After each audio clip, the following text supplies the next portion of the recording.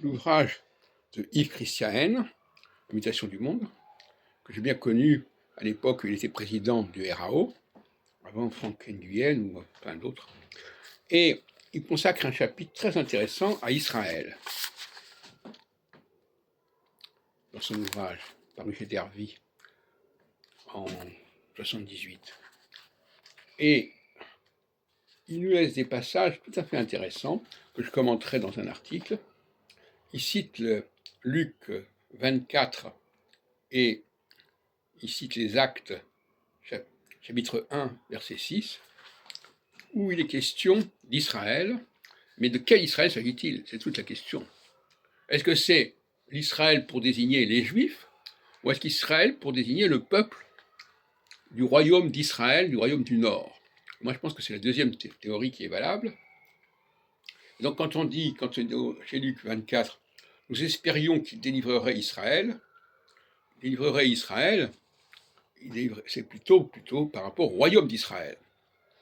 C'est-à-dire le royaume d'Israël qui est un petit peu dominé par le royaume de Juda, qu'il était, c'est pour ça dire qu'il a fait sécession. Et quant à l'autre formule,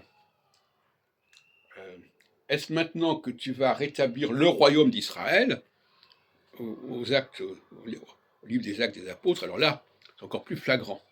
Alors, donc finalement, vous vous rappelez la formule qu'avait formulée Jésus, je suis venu avant tout pour les brebis perdues de la maison d'Israël. Donc il faut bien comprendre que Jésus est venu, avait mission en quelque sorte, comme Moïse avait mission d'aider les enfants d'Israël, alors que lui-même n'en faisait pas partie. Jésus a reçu mission, quelques millénaires plus tard, de s'occuper du destin du royaume d'Israël, ou de ceux qui en dépendaient, qui en descendaient. Et voilà. Alors, dans le cas de Moïse, on peut dire qu'il a réussi à les faire sortir, si on peut dire.